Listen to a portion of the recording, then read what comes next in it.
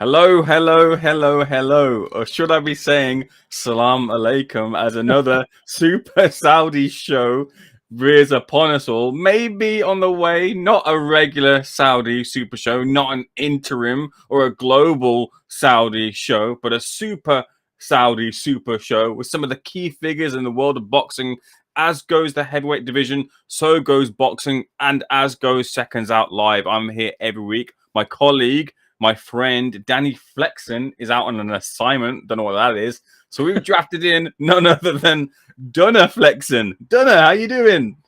Ayman, I'm doing phenomenally well. What a great intro. The interim Saudi Super Show. I really think I kind of am the interim, right? I'm the interim Donna Flexen. I just got back from the club now, so I'm excited to join you here on this great show. I'm glad you've joined me on this here great show, one of many great shows that we do. And if you haven't already, make sure you hit the like button, subscribe again if you haven't already. Every little bit goes a long way, and keep the comments coming and the interactions coming too. I'll be reading out your contributions in the chat, the ones that I can get to. And if you so wish, send in a super chat to guarantee your comment gets read out. No obligations, of course, to do so whatsoever.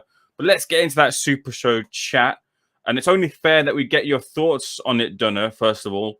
You're from the MMA world, the influencer crossover world. You were championing Francis Ngannou, who he's championed himself to get to a point where there are paydays, future paydays for him now. The Saudis love him. What are your reflections on that first show where he fought Fury to a close, controversial decision, and looking forward to what might be on the table for him in the future? Bro, honestly, I thought it was one of the great, like, the whole Francis Ngannou thing is one of the great sporting stories that exists. You know, you're talking about a guy who comes from nothing and, you know, has moved across the world, traveled across the world in these terrifying conditions. I can't believe it's not already a movie, but what an ending it would be. I mean, it literally is the ending of Rocky, that he loses by split decision when everyone thought he won. People forget that Rocky loses in the first one, and because it's not really about the result. And I guess that the narrative is very similar here. It's massive for Francis. He is clearly one of the biggest stars in the whole boxing world now, in MMA. Obviously, he always was, and yeah, just an incredible showcase in Saudi. Did he win the fight for you? If I'm 100% honest, it's exactly like Rocky in every way. Because in Rocky as well, Apollo beats him up for the whole fight, but people think he won because he got the knockdown and because he was tough and because he got back up and all that stuff. I think similar with Francis, Tyson was nicking the rounds, wasn't he? Like he was winning every round that was a little bit close was probably going Tyson's way. And we kind of already knew that anyway. So I think like people love this word robbery, right? In the crossover world, especially the last couple of weeks, they really love it. But yeah, I think Francis won't have any grounds for an appeal or anything. No grounds for appeal on this one. Traitorous and treacherous, Donna, for you not to be defending the MMA world there as well too. You'll be getting stick, I'm sure, online in the reactions. But let's once again make sure you get your comments in. I want to show you a little clip of, we've run a poll last week. Last week we said to you about the chances of Tyson Fury retiring. You said not quite resoundingly, but you said that Tyson Fury should continue. But there were some of you calling for the retirement. We then put that to Frank Warren. Here's what Frank Warren said in reaction to that. Roll that clip for me, Quiver. Clip one, please. So we had our live show last night. We put a poll out based on, I think, George Groves' suggestion initially that he felt Tyson should retire. 65% said he shouldn't, you'll be glad to know. But that's still 35% who feel it is the right time for him to walk away. What gives you the confidence that he just had an off night rather than, you know, he's shot or he's just going over the hill at this point? I think because until the first bell went, you don't know what's in front of you. And look at the other side of it. Did he turn out, Ngannou, to be the fighter you thought he'd be? No. Or anybody. So that's what you got. He weren't in there against someone who's hapless, who couldn't fight. And if that happened against a guy who couldn't fight and wasn't what everybody said he was going to be before the fight, then I'd sit there and say, yeah, maybe you're right. But it was an off night. He won the fight, and he got clipped, and he does get clipped in fights. It's happened a couple of times now, and I hate to see that. But look, he knows better than anybody, Tyson. He knows better than me, you, those 65% and the 35% what he should be doing. He's nobody's fault. And if he wanted to retire, I would wholeheartedly back him to do that. He doesn't want to retire, and I don't think he should retire. And I don't think he should retire because it was what it was, an off night. And we'll certainly find out if it was an off night or not in his next fight.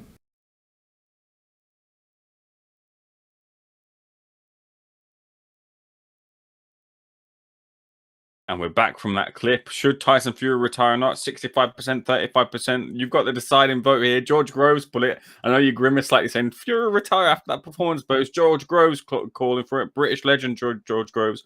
Sway the vote one more extra way. Retire or not? If I were Tyson Fury, I certainly wouldn't. He got a little fright against Ngannou. Still won, by the way. It's not like he won the fight. He got up from getting knocked down. It wasn't like he got blasted and just barely got up. Like he did get the victory in the end. It was a tougher fight than he expected. He's still, I would think, a slight favorite against Alexander Usyk, but maybe not now, particularly given his problem with cruiserweights in the past, like cruiserweights coming up. So I would not retire if I were Tyson Fury. And I think people's bad opinion of Tyson is overtaking maybe their judgment here and their love of Francis also overcoming the judgment. And he's still the world heavyweight champion. He just beat the UFC world heavyweight champion.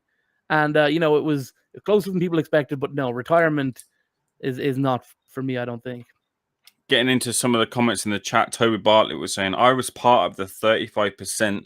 Not that I think he should retire, but I think he will retire, in my opinion. It's not a stranger thing for Tyson Fury to do to retire. He has, quote-unquote, retired in the past a couple of times and returned, whether it's a real retirement or not, or whether the boxing fans really took to it or not. Maybe the casual fans, it made a headline for them as well.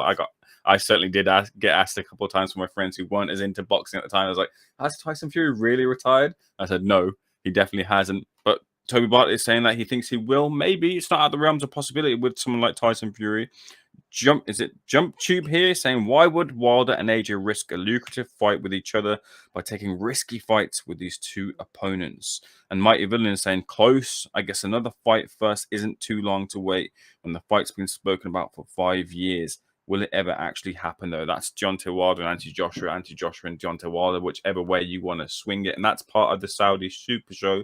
And that's part of what's potentially going to be happening this December 23rd event or otherwise. It's been reported that the likes of Derek Chisora will feature on there. Jarrell Miller might be featuring in there. Daniel Dubois, Otto Wallen, Francis Ngannou, Martin Bacoli made a big splash. Moses Atalma made a big splash too. Don't know if you were switching on 23rd and you were waiting for the Saudi Super Show, who would you want to be seeing on this card and what sort of fights would you want to be seeing on this card? Francis Ngannou. I want to see Francis on there. No, I think, look, if they're talking about a Super Show, gosh, I don't know, bro. It like any amount of names. I saw Charlie Parsons tweeting just there that it's like going to be this massive, massive event. I also saw the other day that it was going to be like Joseph Parker versus Deontay Wilder and then Joshua versus Wallen. That's not a Super Show. The fact that you get both Joshua and Wilder in the same place does not a Super Show make it. They have to fight each other. So I think, but yeah, obviously that the big one is Wilder and Joshua, or really the fight that the people would probably want the most is Wilder and Ngannou now, right? The two hardest punchers in the world. That's the one that I seems the easiest to market for me. So let's go ahead and say Wilder and Ngannou.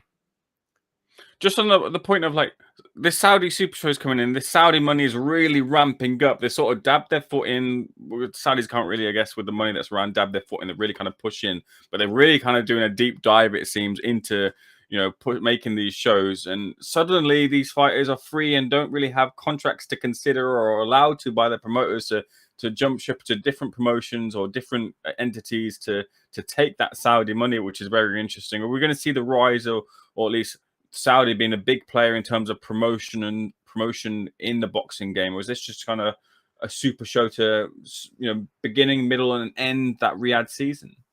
No, the Saudi thing is here to stay, right? I think we're in the Saudi era of really combat sports. They're coming to the UFC soon enough as well. So I think Saudi is definitely going to be around for a long time. I mean, the finances they're putting in, they clearly don't mind losing money, as that Fury and Ngannou show indicated. I think that we're going to be making trips up and back to Riyadh and Jeddah very soon. The two of us, I think we're going to be making them for a while. No, I feel that with Francis Ngannou right now, he's certainly made a big splash, but you've got to get the matchmaking right with him, because all intents and purposes, that could have been a flash in the pan. It could have been an off night for Tyson Fury. It could have been a great night for Francis Ngannou. So therefore, they've got to get in the right opponent. And I'm of the belief that when this all started to originate, when the rumors started to come around about the Saudis making these bigger splashes and bigger waves in boxing, they were originally looking at Francis Ngannou versus Derek Chisora as the fight. Now, boxing fans, traditional boxing fans, hardcore boxing fans are a little bit kind of queasy, a little bit kind of hesitant to want to see Derek Chisora in the ring again. But does Francis Ngannou, that fight, is it big enough? Does it present a risk reward for Derek Chisora to be something that he could consider, in boxing fans to maybe think, all right. From my point of view, I'm kind of like, I probably don't think I do want to see Derek in the ring again. If Derek was to guarantee maybe this is his swan song and be like, you know what, I'll take this final paycheck and I'll be done and I'll be in an ambassadorial role like I have been, maybe I can kind of stomach that a little bit more. But does this Francis Ngannou pose as big as a risk against for Derek Chisora as it does other fights in the heavyweight division, if it does land as being Francis Ngannou and Chisora? Great question. I think Chisora is not super appetizing prospect. I think you're right. Most people probably feel the exact way you do, which is they love Chisora so much. He's such a beloved figure in British boxing that they don't want to see him again. That he's so popular, and he's put his body through it the last few years. He took a bad beating from Tyson Fury when he really didn't need to, and that was supposed to be the one last big payday. But he's kept talking about fighting, and I guess he's going to push through with that, and he's going to compete in. He's probably going to do one more, I'd imagine. And yeah, Ngannou's a tough one, bro. Like, Fury didn't get caught like clean by Francis. Like even the shot that put him down left hook, not the usual big overhand right that like has, or the uppercut. Sorry, the uppercut that Francis lands that has taken people's heads off. And I think Chisora doesn't want to get hit by one of those, and I think he's more likely to with his fight style. He's also more likely to like beat Francis convincingly with his style. But just if he can keep it up for 10 rounds remains to be seen. So get into some of the comments in the chat. We have Shane Camp saying, Did he really beat Ngannou? It was defo 50-50. Either way, if it was 50-50, either way, if Tyson Fury squeaked it, either way, if Francis Ngannou did win, all not great looks really for Tyson Fury in the way that it did turn out a second draw on his record. Not a great look for boxing and for the WBC heavyweight and lineal champion. Mike Hunt saying, no one interested in that card. Well, I guess we should shut up shop and go. We can't talk about this now. Mike Hunt also says, I've got to make sure I pronounce each name separately and with distinction. No, Michael Hunt doesn't think White and Miller should fight? Well, he does. Oh, he does. For a specific version of a specific title, I believe. Mighty Villain says, I don't disagree that Parker is a risky fight, but if that's true, why has Joe Joyce been completely written off? Also, I would love to see Zhang versus Ngannou. Good fight in the offing potentially. Maybe a little bit too much of a ask right now with Zhang really on the ascendancy at the moment. Shane's also pitching for AJ versus Ruiz 3 and same for Wilder versus Ngannou. Shane Kemp said that. That's an incredible suggestion. That's a great idea from Shane Kemp. I think Joshua Ruiz 3 is always it's like the fight that Eddie should just put together at any given time, because there's so much interest in it. You know, one guy comfortably won each one. You know, Ruiz got a vicious knockout in the first one, and then Joshua obviously completely won all 12 rounds in the rematch. And I think enough time has passed, and AJ is in enough of a weird position, and not enough time. Like, AJ has not proven since that second Ruiz fight that he's back. And that was 4 years ago at this point. So I think that's the fight. If Shane said that, Shane's a smart guy. Shane's a smart guy indeed. He's so smart that he's clicked the like button, he's subscribed, he keeps getting comments in, he keeps tuning in every week to Seconds Out Live. What a smart guy. Dante is saying Super Show equals Ngannou, Zhang, Joshua, Wilder, Eubank Jr., another name into the mix, and maybe someone else from America, maybe. Don King, I don't think it's the Don King. I don't think he quite knows how to keep up with this generation's tech. Heavily favor Wilder to put his fist through Parker. AJ versus Wallen, I'm not too sure. No, I do think AJ beats Wallen. I do think Wallen is no killer. And again, another one who, like, since the big Fury fight, has not proven himself to be this great heavyweight. And it's not like he was close to beating Fury or anything. There was a cut, and they might have stopped it, but it wasn't like at any point Fury looked in any way like he was troubled, aside from being concerned that the doctors would stop that fight. Like, I think Otto Wallen is not this killer that AJ should be worried about. He's around Robert Helenius level. I'd love to see Wallen versus Helenius, if anything. But I think, yeah, AJ should be able to get the better of Otto Wallen. And if he can't, he shouldn't be in the world title conversation, should he? You want to see Wallen versus Helenius? Well, Mike Hunt wants to see John Fury versus Frank Bruno. I don't want to see that one. Yeah, Frank Bruno needs to get in a boxing ring like I need to put on more weight. I didn't say that. Jump Tube says it will continue until the Saudis look at the bank statements at the end of the month and say, wow, that cost this much even. The thing is, though, the Saudis' bank pockets or their pockets seem to be so deep that will we ever get to that point? I doubt it. Eunice Budabal is saying Philip Hergovich versus Martin Bakole, IBF mandatory. Great fight. Would love to see Martin Bakole step up and get that opportunity.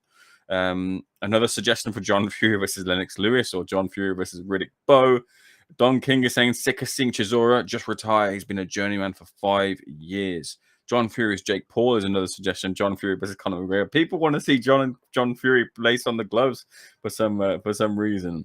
Mighty Villain saying be sad to see Del Boy beaten up by a novice boxer for his final fight until he comes out of a future retirement for Fury Chisora 4, of course. Thoughts on Ben Davison training Joshua, a certain man running the shop there? I don't know. I mean, well, in terms of Ben Davison and Anthony Joshua, I believe that Ben, it's not like an actual link in terms of Joshua being fully involved in the Ben Davison camp now. He sort of made a comment during an F1 race. I'm not really clued up on F1, but he said that he's in the process of changing trainers. And I believe that was sort of kind of misunderstood in the sense that he was still in the process of taking his stuff over to Derek James, who is at now over in the UK. And whilst he over in America, and whilst he was back in the UK, the Ben Davison Training Performance Center, I believe it's called, is quite close to where he's based in Watford. So it wasn't too far for him to pick the mind of a coach and use the facilities of as well. I believe that Eddie Hearn had said recently in an interview, it might have been Boxing Social, that he quite enjoyed, you know, the kind of surrounding stuff. You got Lee Wiley there who's picking up game plans and things, and they use some things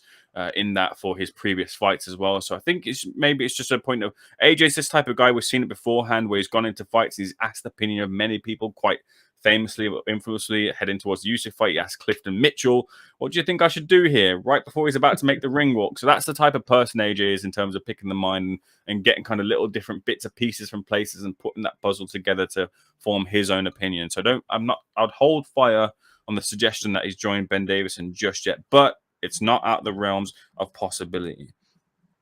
How are fighters' exclusivity clauses going to interfere with making these super shows? Because Eddie isn't going to want to see AJ on TNT, and Frank won't want to see his fighters on DAZN. It's a very good question. It remains to be seen in terms of how does that play out. I'm of the belief that I imagine that the Saudis hold the rights to everything. So the Saudis hold the rights to whatever it is. And because there's so much money on the table that people won't really care, they'll be able to. Those are things that you have to enforce on your side. So if you don't care because you're getting enough money on the table, what do you care about your exclusivity clause? You kind of buy that out in a sense. Don't I see you smiling? Have you got a response to that? Or you said Frank doesn't want to see his fighters on DAZN? Frank, it says, yeah, Eddie isn't going to want to see AJ on TNT, and Frank won't want to see his fighters on DAZN. So Frank will join every boxing fan in not wanting to see fights on DAZN, huh?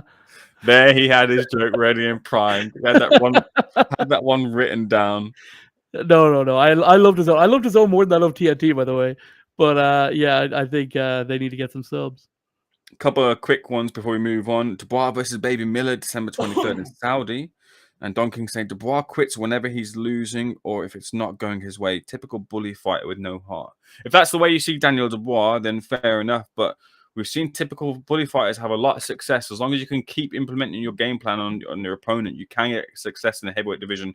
And he's well young enough for those people who you might think he wouldn't have a chance against. They'll get old and he'll move up. And there's 4 titles to pick from that potentially Daniel Dubois can pick up a world title in the very near future. Let's our move friend on. Don King is just jealous because Daniel beat his guy, Trevor Bryan, for the WBA regular title. That's the only reason Don King's so annoyed about Daniel Dubois, slagging him off.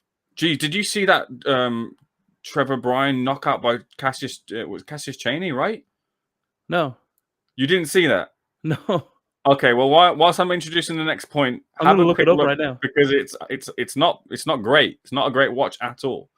So moving on to our next point, we talked about the Saudi Super Show. So let's delve into some of the fights, and it's Ante Joshua versus Otto Wallen is the heavily rumored fight. A tricky clash indeed for Ante Joshua if he does look to pursue Otto Wallen as the opponent. We've seen Otto Wallen, who's sort of blown hot and cold in his career. We know he's got real good quality. And when he stepped up to the highest level, he has performed. And on another night, and on another ref, he would have been the WBC heavyweight champion, having beaten Tyson Fury. Or at least he would have administered defeat to Tyson Fury, having that cut and the way he performed. That little bit of dirty tactics I like from Otto. He's an accomplished boxer, but not afraid to mix it up and really use the dark arts to get the victory by any means necessary. He's, like I mentioned, blown hot and cold, and that Kamil Sokolowski fight was like an 8-round over here in the UK on a boxer show. Wasn't great at all. It was a bit of a underperformance from Otto, and I think he'll admit that as well. But then recently had a real good win against Murat Gassiev.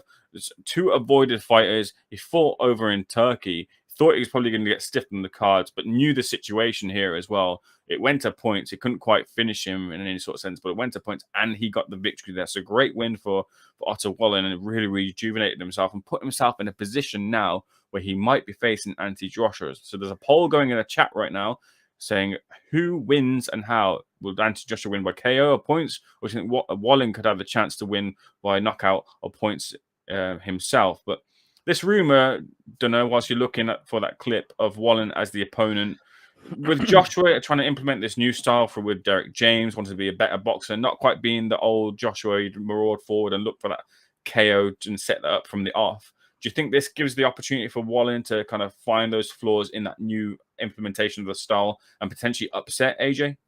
Yeah, he definitely could. I could definitely see that. I mean, I just think, like, based on the evidence we've seen from Otto Wallen in recent years, I mean, I know that the inactivity isn't fully his fault, right? Like he's had obviously that Dillian White fight, which would have been the perfect one to gauge the sort of level he's at. By the way, I watched that Trevor Bryan thing. It was terrifying to watch, and I hear from what I see on social media, still more to come on that as well.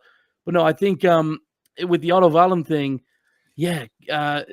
He's I mean, it's probably the right opponent for AJ, really. Like, I think people are like willing AJ to have some sort of a flop performance. It's very weird. The British public's like complete change up on Anthony Joshua has been kind of wild to see. Like, he lost a couple of 2 or 3 fights, and he looked very good in the second Usyk fight. He didn't look that bad in the first one either. It was the Ruiz fight was the real problem. And I think ever since, people just, there's no such thing as being like pretty good. You can either be like AJ was a killer, he was a world beater until he lost to Ruiz, and then he sucked, and it was all a facade, and Eddie's just a genius promoter. And I think that it's probably something in the middle. And I think that AJ does not lose all of the fights to if you did a tournament where they all fought each other, and he fought Fury and he fought Wilder as well. I don't think he loses, and Usyk, obviously he's lost to twice. I don't think he loses to all 3 of them, though. I don't think Fury and Wilder both beat him, particularly if they were all fighting each other at the same time. So I think I think he beats Wilder, probably. But then I also think Wilder beats Usyk, which is the thing. A lot of people don't agree with me on that, but I think that, like, if Wilder, under Malik Scott in particular, could land some of that power down in that sort of abdomen region. I know that he's known for like headhunting and all of that, but if he could land one of those big, huge power shots into the body that Usyk doesn't like, I think Wilder would be able to catch Usyk. I think Wilder can catch most people. He caught Fury like 3 or 4 times in their 3 fights. So, yeah, to answer your question though, yeah, Otto Wallen and Joshua makes for a pretty interesting fight. It does indeed. And Don King is saying here in the chat, AJ won't face the southpaw, too risky. I'll come back to that in a second. He's also mentioning that AJ should wait for the Wilder fight. Too much of a risk sticking him in with someone else now with his current form. Dante saying, AJ is stiff, man. Why is he fighting anyone other than Wilder? Scared. Wilder will finish him. That's why they're going to fight and AJ will tire. That's why. Mark my words. There's no Joshua versus Wilder, says SB. This is another sidestep and it will lead to Hrgovic Joshua is running again. Talk honestly. Chris R saying, sick of the fighters not fighting each other. They should be able to pick and choose. They should be able to pick and choose. Maybe be a better sport than shouldn't. He then rectifies his statement.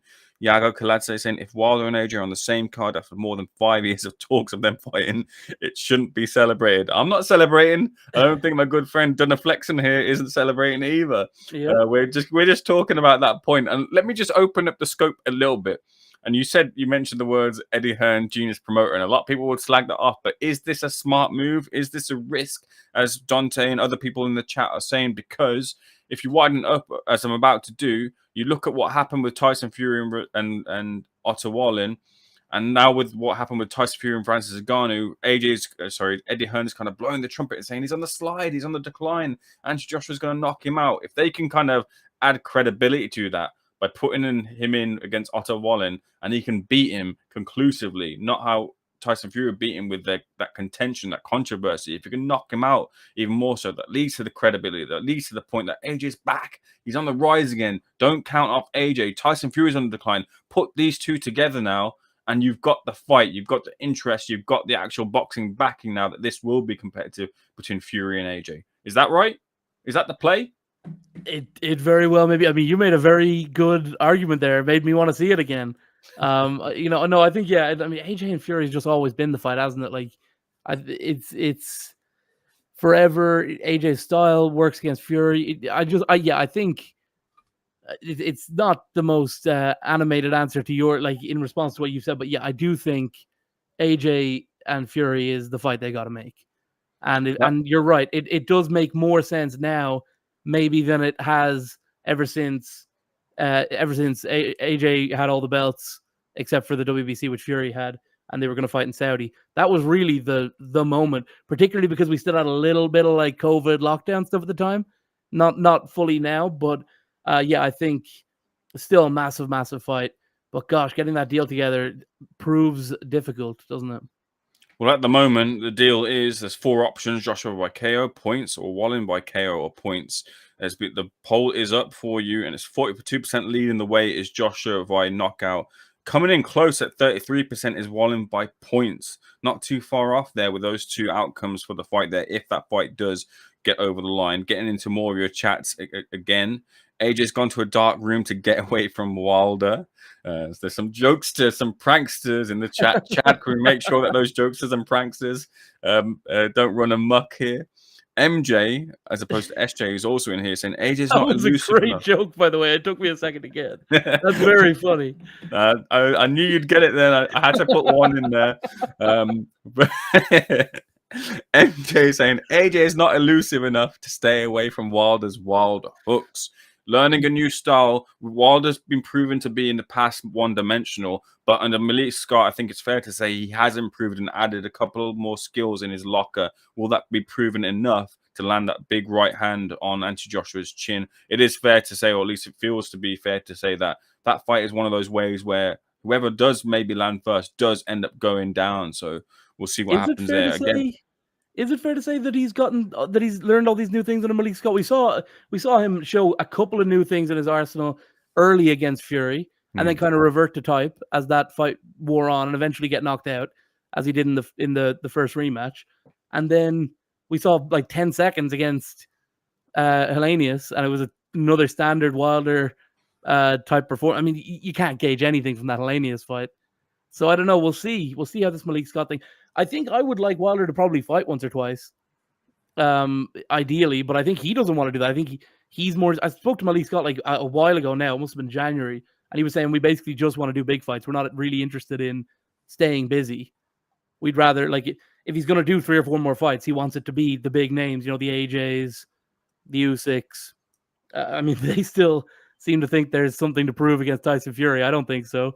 I've never seen a more definitive end to a feud than that. But yeah, I think they're still keen on it. So yeah, I think Wilder probably won't be doing much more tune-ups, but it would be interesting to see what those developments under Malik Scott are. You know, on a bigger stage. Owen making a good point here, saying Eddie Hearn wanted Ngannou to earn the Fury fight. They thought they found a way to duck Wilder, but Ngannou will wait for the Fury rematch. That's a point there as well. And does Ngannou need the money? Does Ngannou need to wait? At this point, he wants the bigger fights, the best fights he can get. So does a Fury rematch present itself as that? Don King is saying you can't be a great fighter fighting once a year. You're too inactive. That's all these fighters do. I did an interview with Michael Hunter about a week ago, and he said to me, boxing right now is about 80% business and 20% fighting, and I think he was being very generous there. AJ will stub his toe to duck Wilder.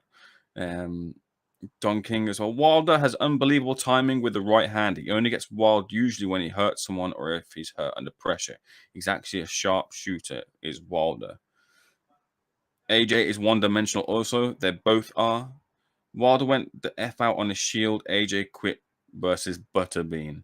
I think that's a reference to Andy Ruiz. But you are right in the sense that Deontay Wilder is someone who will go hell for leather until it's over. It's over. And let's move into Deontay Wilder as the poll still stays up on AJ versus Wallen. Get your say in on that and keep the comments coming in. On the other side of the equation, they're not fighting each other, Josh and Wilder, but they seem to be on this card in Saudi. Deontay Wilder, who hasn't featured this year, which is very frustrating since his defeat to Tyson Fury for the 3rd time in what was a brilliant trilogy, appears to be rumored to be taking on Joseph Parker. Now, Joseph Parker, we've seen hold the world title, beat Andy Ruiz in a very nip and tuck fight and have his opportunities at heavyweight against the likes of Anthony Joshua, which wasn't a great fight, against the likes of Joe Joyce, which is a very good fight. And Parker seems to have put himself in position now, having beaten Simon Keane on the undercard of the Tyson Fury versus Francis Ngannou card, put himself into a position where he might be getting another opportunity in a big fight against Deontay Wilder. Does Parker represent a good fight? Does Parker represent a risk for Wilder, or is this par for the course for Deontay, who will find that big right hand? Good question. I think he probably will find it, right? And Parker. I mean, I thought Joseph Parker looked great on the undercard of Fury and Ngannou, right? I was really, really impressed, because I've not been impressed up to this point. Like, obviously, he looked. How did you think he looked against Joe Joyce? I thought it was a good fight. I thought he was landing big shots. It just showed that at that real big top level, he doesn't have that punch really, and that's kind of been evident throughout his career. Having worked with Andy Lee, who's from the Kronk gym, they're kind of trying to get you to get formulate that power, and they've not really. It doesn't seem to have really kind of materialized. But I thought he looked good. I thought he looked like he had some more juice in the tank there, which is the thing with Parker. We question his motivation. We question whether he wants it. We question if he has the heart for it. And I think he did show that in the fight with Joyce. I wonder how much this, like, they're allowing him to spar with Tyson Fury now. I wonder how much that plays into it. Like, when he gets in the ring with the greatest in the world and sees his ability to hang or not, like, you could see he started sparring with Fury again, and all of a sudden this new motivation, this new, this, like, looking like he's reeling back the years. I think, is there anything to be said for, like, he's had a couple of rounds with Fury now and is probably thinking to himself, there's a route back for me to the world title. If I'm able to compete at this level, and the belts are going to get splintered off at some point, like I would imagine, right? Because Fury and Usyk, I mean, if they don't fight very soon, I know that fight is signed and all of this stuff, but if the Saudis show up with some money, the belts could get splintered, all this sort of stuff. And certainly if there's an undisputed champ, generally the belts tend to get splintered. And certainly if either Usyk or Fury retires, which is pretty likely in the case of a win, I think he's probably looking at it and thinking, you know what, I have 2 or 3 years here.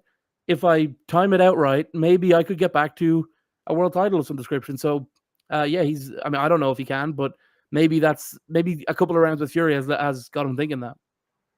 That's right, and it's crunch time for these fighters who don't want to crunch themselves heading towards getting No. into a world title opportunity. Jump Tube is saying if Parker isn't a risk, you'll all be emptying your bank accounts and putting it all on Wilder. Yago Kaladze saying this is the same Parker who struggled versus Massey. That's a good point. Again, I talked about Otto Wallin blowing hot and cold. Parker's done that too as well. And look, that massive fight, if that was the last performance, you can only really go off the last performances, and you wouldn't be looking to give much of a chance to Parker in a potential Wilder fight. But just going off the fight with Simon Keane, who again himself, to be fair, if we say this how it is, Simon Keane, no real great shakes either, having not really faced anyone in the ring of any real note. Parker was his step up, didn't really seem to be able to compete at that level. And I think that's the point that Yago Kaladze is kind of making in a roundabout way. Dante saying as well, Edge, you got no head movement either. Block, brother. Yago also saying he's now in the twilight. He can't grow anymore. And there's also some debate going on about if AJ will take the fight with Deontay Wilder. AJ will duck, it said here. If they fought AJ, would be on skates from the air coming up for Wilder. Right. Parker needs his old coach Barry back. That's Kevin Barry in reference to as well. As a good coach there over in Las Vegas. But yeah, this Deontay Wilder clash with Joseph Parker. Does Wilder need to show anything different? With you kind of said that he hasn't really shown anything there. That's up for contention. Do you want to see a more complete Deontay Wilder if this fight with Joseph Parker does materialize? Can he use this fight to kind of evidence that, or does he need to just be back to his destructive best under the Saudi spotlight, who maybe want that bit of entertainment? It's a really good question, bro. I think it's such a boring answer, but it remains to be seen. I don't know. I don't know the answer to the question. I think though that we will just have to see. I mean, the Saudis are going to make all the big fights anyway, so we're going to see. There's no more running at this stage. A lot of people will hide behind the money. They'll hide behind XYZ, and Wilder's certainly not one of those guys. I mean, Wilder got knocked out viciously by Tyson Fury, and then went to court to demand that he get another shot at it. I mean, he felt that he got knocked out so badly by Fury that he thought that Fury had something in his gloves, so obviously he got hit pretty hard, and I think, but he went and he wanted to do it again, and he still wants to do it again. He got knocked out a second time. He went and fought him again, got knocked out, and now he's saying he wants the fourth one, even though he hasn't won one yet. I think, I think Wilder has a lot of opportunities, but I think it all remains to be seen. Something that remains to be seen, and someone put this in the chat, and it just intrigued me a little bit. Someone mentioned the likelihood of Dubois versus Jarrell Miller, a fight you want to see. Honestly, I mean, it's a good little fight for Daniel Dubois. I mean, Jarrell Miller needs to get himself back on the mainstream. I went to this Mayweather versus Gotti III event in June, and Jarrell Miller was on the undercard. He rapped his way into the ring. He was rapping his own ring walks, and that was pretty cool. I was kind of crunching myself at that, and I thought, he is. I mean, I don't know that he still has it. He didn't look great. I think he fought Antonio Zepeda, and Zepeda, I hardly know. I think he's good, but he's young and he's raw, and it was one of the worst fights I've ever watched, in person. Couldn't get into it at all. So. Yeah, Dubois and Miller is a good fight, and the winner, I guess, is right back in it at just kind of below that world level. And the winner of that maybe could fight Joseph Parker. That'd be a good little fight, huh? Do you look at this and the inactivity or the lack of want to face off with everyone in the heavyweight division unless the money's really there, coming from the UFC MMA background, and you see these fights they're made because Dana White can control the situation and say, look, if you're fighting this guy, and if you're choosing not to, then you're just not fighting, and you can wait it out or whatever. Do you kind of look at this and think pointing the finger and haha, this is why you're causing your own downfall here, and I get to see the fights I want to see over my UFC domain? Yeah, well, I mean, the UFC is not exactly making them either. I mean, you saw Dana White over the weekend, went nuts. My guy, Daniel Yanovsky, asks a very good question. Unfortunately, Daniel's not really an assertive guy who's going to be, going head to head with Dana White. And Dana also does this thing where he has a little hearing problem. So if he doesn't like a question, oh, sorry, could you say that again in my good ear? And he'll and that makes people nervous, makes them not want to repeat it. If it's controversial, you've got the question out. This is a little inside baseball for the journalists here. If you ask a controversial question and someone says, "Oh, could you repeat that?" You do not want to repeat it. So I think Old Dan Janowski, though, he asked about how they should do Ngannou versus John Jones. And Dana told him it was the dumbest question of the night and was going in on this guy. And it's like, well, why wouldn't you co-promote? You've got the same broadcaster. Janowski was not in a position to be able to like get angry at it, get going and back and forth with Dana. But like, why wouldn't you do that fight? You're both on ESPN. You're like, Ngannou is signed to some sort of a pay-per-view thing with PFL, but they're very open to working with other promoters, as we saw. I mean, they were willing to let Ngannou go into a fight that he was almost certainly not going to win. Like, there was pretty much no chance of him winning the Fury fight or even coming out of it looking that great. And he managed to defy those odds, but they couldn't have known that. They obviously were confident enough in their guy. And I think Ngannou should be confident against John Jones too, particularly the aging John Jones, who's only fought at heavyweight once for a couple of minutes. So yeah, I think I've gone on a big rant about the MMA here on Seconds Out, which I know is not what you're looking for. But no, like boxing is starting to make the fights. I mean, this year they've made all the fights, have they? Except for like Fury and AJ.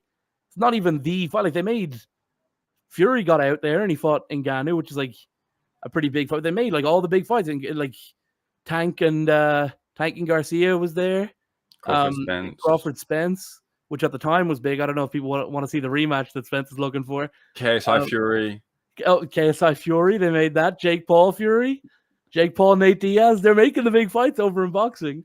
And I think the UFC needs to up their game. And hasn't Wilder expressed his interest in getting into the cage too? Bro, in that same week when I was in Miami at the Gotti thing, Wilder came to the PFL. Ngannou had just signed.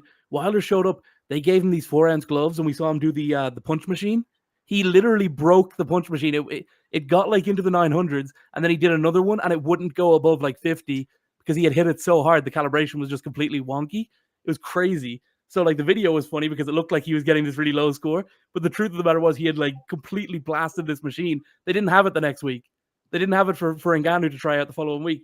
But yeah, I think Wilder in the cage would be really interesting. I mean, Wilder and Ngannou 2-fight deal, cage first, boxing second, or boxing first, cage second. It writes itself, man. And he's the only one who's willing to do it. And I do think Wilder will do it too, because he cares a lot about that legacy. And I know that Ngannou wants to bring a fight with PFL to Africa. Imagine if Wilder and Ngannou went to Africa. I know that Wilder has, he's American, but he's got roots, I think. And he's talked about wanting to fight in Africa before. And then of course, Ngannou from Cameroon and traveling across the whole continent to get his way to Europe. So yeah, that would be a pretty sick fight. Wilder versus Ngannou in the cage. Pitch me any other fight across UFC or PFL. Who could Wilder be in where he's not going to be severely outmatched because he can't grapple or kick really, but can maybe trade there with someone? Because I see the likes of maybe like a Derek Lewis being someone who could. Derek Lewis would be great, but if Wilder's coming over, he's fighting the big guys. It doesn't matter if he loses. It's the same as Ngannou. If he's coming over, he's fighting the champs. However, how about this? Wilder wants his revenge on Fury. You got to get through Tom Aspinall first. Team Fury member Tom Aspinall, who is a great boxer. And well, great's maybe a bit much, but he's the kind of boxer who was hanging around Team Fury around the Klitschko time, and he's boxed professionally. He looks on another level in the striking to anyone else in the heavyweight division in the UFC. How about that? Wilder versus Tom Aspinall? I'm game with Tyson Fury watching from ringside. I think that'd be pretty sick. I'm game indeed. These are the crossover clashes that are getting the attention right now and giving some attention to you guys. Comments in the chat.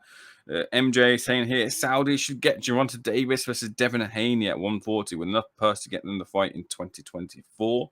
AJ's an athlete, been boxing since he's young. If Tyson trains him for a long camp, he will implement that techniques much more than Ngannou and probably finish Wilder properly and convincingly. They should restrict voluntaries to top 10. Too many odd appearances in top 15 just before a bum defense. It'll still happen in the top 10, but will be less explainable. Fair point there. Great point. Who made that point? That's Iago Kaladze in the chat. Yeah, I agree with Iago there. Guys, Wilder, here's one for you. SJ says, Guy. Wilder is 37. F MMA. F AJ and Usyk. Yeah. Did he say F? It says put F in the chat, yeah. Yeah, put an F in the chat. Did he say F AJ Newsiger or did he say something else and you're just not reading it? It says fick. I think it means fight though. Okay. I don't know, but you should also F him. Who would win a fight between you two over 6 rounds, 3 minutes a round? Matthew Ray, that's a very good question because we've actually sparred beforehand. Does He might have Matthew Ray came. know that we have sparred? He might. I don't know if he does, but it's a real good question because we have. And Donna Flexen, would you like to tell him what happened in those spars?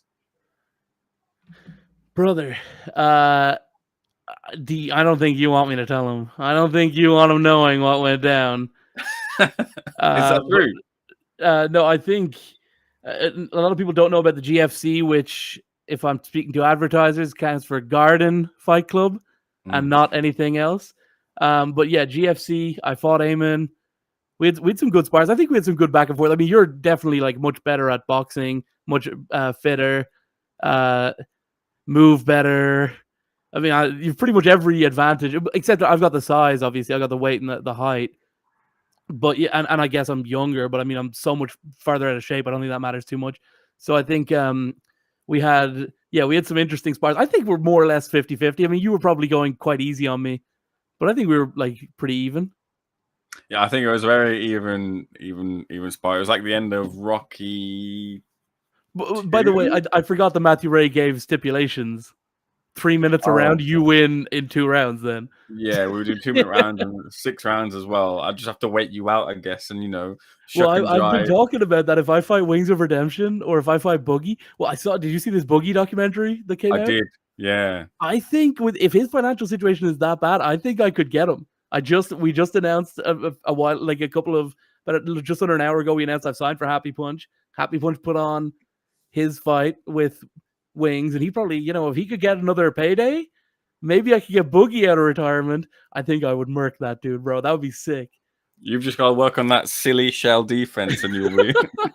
Well, I can learn the Philly shell from my boy Ben the Bane Davis, who utilized it perfectly against Gabe Silva, and should have won, but he was robbed by first round KO. Moving on to our final topic of contention, and you've let the cat out the bag here, but we'll cue up the clip from Quiver if she could clip to roll the dice on that one for us. The big announcement from Donna Flexen. First of all, look up Donagh Corby. He's the guy. He's cool. He's a cool guy. It's imminent. My level is on the other level. shout out Donagh Corby. That's your guy, Donagh. Yeah, he's the best. He's the man, dude. I think you're full of shit. That's what I think.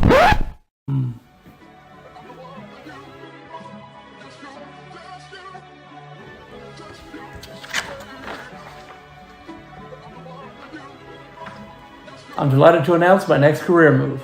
I've signed with Happy Punch.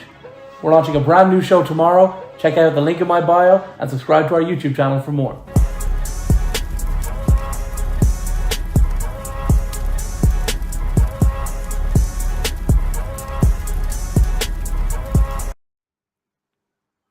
Congratulations. I'll let you just take the seat here. Go for it. Yes, thank you. Yes, I've signed with Happy Punch. I'm going to be doing multiple shows a week on their YouTube channel. I'm going to be running their news division and helping the brand grow even more. It's such a great opportunity. I'm so excited. Obviously I have to thank the great people at Reach PLC in the Mirror, who I worked for 2.5 years, and then 3 years before that in the Dublin office, the Irish Mirror. So you can see my angle's bad, but there's a lot of front pages in the background there, and I'm going to keep them around in memory of that great time. But yeah, signed with Happy Punch, new route in my career, something a little bit different, a little bit of a risk, but also not really, because we've such a great team. And yeah, I'm super excited about it, and super excited to be talking about it for the first time with you, my friend Ayman. Super excited indeed. You flattered yourself a little bit with the ESPN and Barstool Sports. Oh my God. I think I could say it on here. I did not come up with the concept for the video. I was told to I was told that I was given the creative, as they say at WWE. And yeah, I should mention that Barstool and ESPN were in fact not interested. Although I didn't love when I was filming it that the guy who was filming it for me, my friend Andrew Rahman at AR Design, shout out, that he was like, "Oh, it's like a funny joke." I'm like, what? It's not that crazy that ESPN would be like. It's not so wild. Barstool Sports, I could get a job at Barstool. That ESPN would like. I mean, it's not likely, but they have worse reporters, I think, at ESPN than me, or at least people in the same ballpark. And I don't know, but yeah, no ESPN, no Barstool. I chose against it. It was me choosing, not them being completely and utterly disinterested in not knowing who I am. It was me. I said no to Barstool and to ESPN and decided to join Happy Punch instead. And as you mentioned there, let's just get this again. So you'll be doing a new show. Where can we find that? Where can we hear your tones and your reflections on the sport? Yeah, I will be doing a multiple times a week news show on the Happy Punch YouTube channel, which is linked in my bio on Twitter.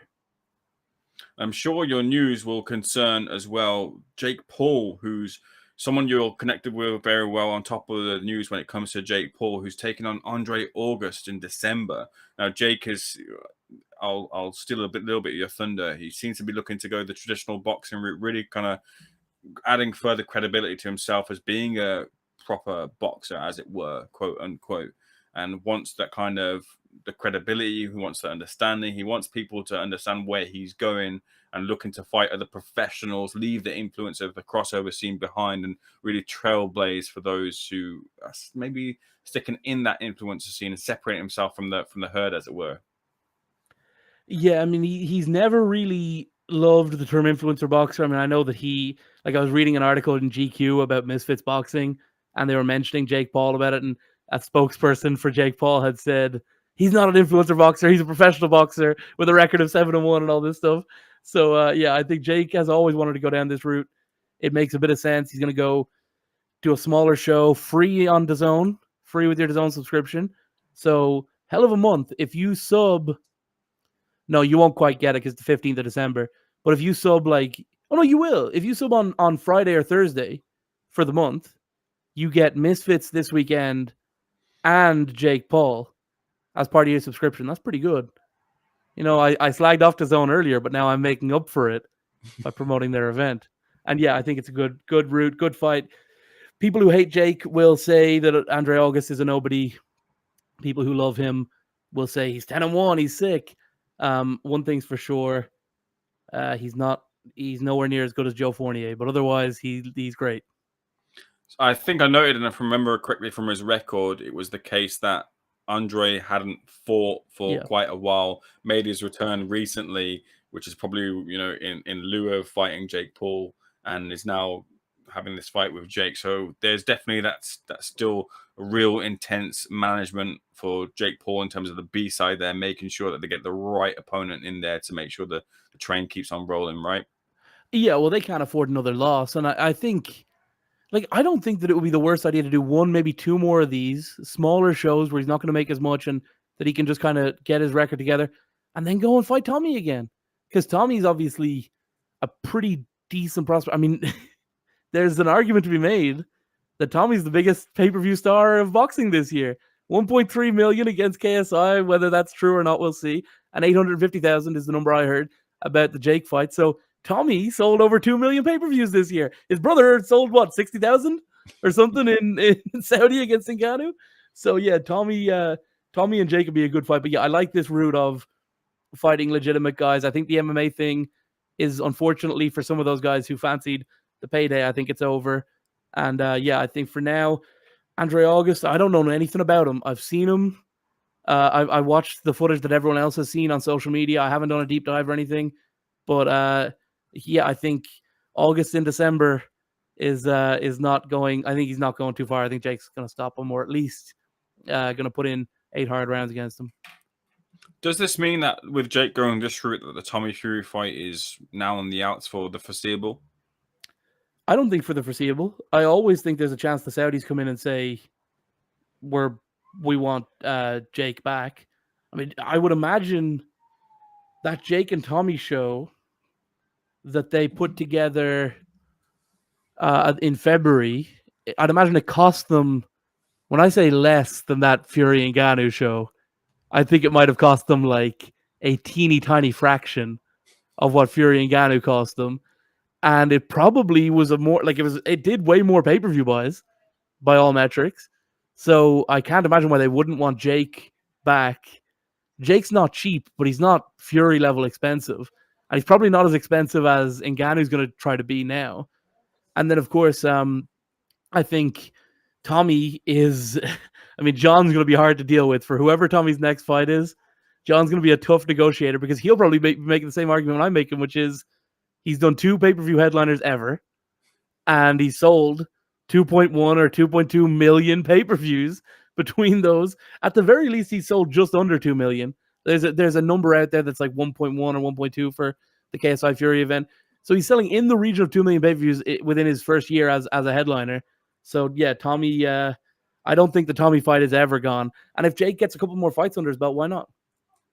The Tommy fight might not be gone, but with KSI taking an extended break, whether it be August, December, January, February, March, it seems like KSI is losing interest in a boxing fight with Jake Paul, which has always been the dangled carrot, the one fight that people want to see in the industry.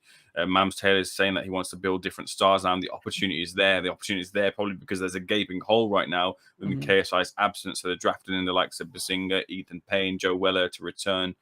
Joe Weller, one of the co-founders really of this influencer scene. So, but does it most famous, of course, for being interviewed by this myself guy on Saturday night. Not sure Friday about night that. in Brighton. That's the one. But it just seems like to me that this KSI and Jake Paul fight just is never getting over the line. It's never looked good. I would imagine. I mean, I don't know. Like, it's probably never been more intriguing. And I mean, I've said it a million times and all these different things. I'm sure I said it the last time I was on with you and Danny. Like, Jake could lose 10 more fights. KSI could lose 10 more fights, and we'd still want to see that one between the two of them. So I think, yeah, he'll get the hunger back, but losing always hurts. And I think I think that will have hurt him for this one. Let's round off with a couple final things before we close out here. A couple final points. A question for yourself, Donna Flexen here. Would MMA boxing crossovers be a lot less competitive lower weights as heavyweights are seen to be less skilled, so size plays more of a role? Great question. Great question, Yago. Yago's been making a lot of good points today. Yeah, I do think he's right. I mean, you look at that heavyweight fight on Saturday night between Sergey Pavlovich, who's like the boogeyman of the division, and then Tom Aspinall. I mean, Tom Aspinall, pretty good boxer, sparred with Tyson, sparred with Tommy, sparred with Huey, all the Furies. And I think that the level of boxing you need to be an absolute killer in MMA is quite low in the grand scheme of things. Like, you look at Conor McGregor was like the greatest striker, and he really wasn't winning amateur championships back in Irish boxing. So I think you're right. Yeah, Yago. I think the heavier you get in the because a lot of the heavyweight MMA fighters, because they have that weight limit too, where you have to be under 265, which is an interesting thing. But I think a lot of the heavyweight MMA fighters you see, aside from the really, really big boys, are like guys who could probably fight at light heavyweight, but don't really fancy the cut down to 205. So I think, yeah, there's definitely there's a point to be made there, and I do think a heavyweight MMA crossover is probably easier. Although then again, James Toney did it and didn't work out so well for him. So Andre Newby is saying Anthony Joshua versus Otto Wallen in the big time boxing ring. Takara Man 91. Will Wilder be a champion again before he retires? I definitely think so. That knockout right hand is something that just makes me feel like he's always in contention for a world championship of some form. Bruce Gas, Boxing Jazz and more. Salute, guys. That's Seconds Out. Salute to you, Sue. If AJ fights either Fury Wilder, it would probably be 2 fight contracts, fighting both in his 4 fights, 2-3 years. If he wants to get belt first, is there enough time? Unlikely, not enough time in the show to go through that. Maybe we'll get to that next week. Wilder champ again if Butterbean can and quitting can. Takara Man says female fight of the year. Female fighter, lots of female fighters to choose from. Female fighter of the year, lots of female fighters to go from as well. Something that sticks in my mind is, of course, Taylor versus Cameron. Great fight. The rematch is coming up soon. A little bit not as quite as big of a spotlight. Caroline Dubois versus Magali Rodriguez. Great little slugfest between the two fighters there. There was Ramla Ali versus I forgot. I think it was Melissa Guzman. Great fight there. Actually, Ramla got the win in the rematch as well too. So lots of fights to pick from as well. Lots of content here. Lots of debate in this. We'll close out as well with ending the poll here. If you could, Quiver, it seems to be that in the conversation of Anthony Joshua versus Otto Wallen, who wins and how. The poll results are. I'm waiting for them here as they just got called. Here we go. Joshua by KO wins 48% of the votes. By points comes in at second, 28%. Wallin is favored to win by a knockout over points, though, over Anthony Joshua, which is it's close in the votes, but that route of victory is an interesting one for Wallin. What do you make of that? You're saying that there's 4 options. Wallen wins by KO. Wallen wins by decision. AJ wins by KO. AJ wins by decision. No draw as an option. Which actually we didn't put draw as an option, no. It's not a bad option. So Wallen by KO. Oh right. So Joshua by KO is the one that won the. I thought you were saying that Wallen by KO was like the winner of the whole poll. No. But what I'm saying is that if Wallen was to win, people favor him to win by knockout as opposed to by decision. I guess because AJ wouldn't lose on points. Like generally, historically in boxing, your star wouldn't lose the points decision. If he goes to points with someone like Otto Wallen, Wallen would need to have seriously battered him to win the decision. Particularly like we saw in Fury and Ngannou. Like Ngannou would have needed to do even more than he did. Got a knockdown and everything. And hurt him in the 7th or the 8th as well. There was one shot even in there where Fury kind of went, it looked like he'd almost shot for a takedown. I would have maybe even called that a knockdown too, but I didn't even want to get into that because I would have looked stupid. But yeah, I don't think Wallen is knocking out Joshua. It's an interesting one. I think people want to see Joshua get knocked out more than I think they believe Wallen beats him within the distance. I think it's some of the people that are questioning Joshua's chin, Joshua's heart as well, saying that maybe when he takes one, he might cower and not want it again. Took loads against Hellenius, took loads against Franklin. He's like, he doesn't look like he's, a warrior at the moment, but he's certainly not any sort of a coward. Completely agree with you. They're not an opinion I subscribe to here, but make sure if you haven't already to subscribe to Seconds Out and to Donna Corby, not Donna Flexen's new venture over at Happy Punch. If you haven't already, like, subscribe, hit the comment button. Make sure you share your comments. We'll read them up after as well in the next Seconds Out Live next Monday here. We're covering all of the fight weeks here this week. We'll have conversations regarding Magnificent 7, the boxer card, and some on the influencer scene too. There's an interview with Jarvis as well, who's headlining against B-Dave this weekend. I will be in Wolverhampton myself. For the Wolverhampton versus Pettijohn. Wolverhampton, just a stone's throw away. You know Wolverhampton, right? Not in York Hall on Friday night? Not unfortunately not. We've covered it in some form with the interview with Jarvis. We'll hopefully get to some more. Can't be everywhere at once, unfortunately, much like yourself. But once again, much appreciated. Donna, I'll leave the final word with you in terms of where we can find you on social media, your venture again. And anything you'd like to say to people in the chat? Yes, thank you very much. At Donagh Corby on Instagram, Donagh Corby _ on Twitter, Happy Punch all over social media now. Unfollow if you watched a couple of weeks ago and I said to follow Mirror Fighting, unfollow Mirror Fighting, follow Happy Punch. No, I'm joking, of course. Follow them too. Follow Mirror Fighting too, even though I don't work there. But Mirror Fighting. Happy Punch. Donagh Corby _ on Twitter. Happy Punch YouTube channel is the big one. We're going to launch up soon enough. And if you're giving me the final word, I say Ayman sucks.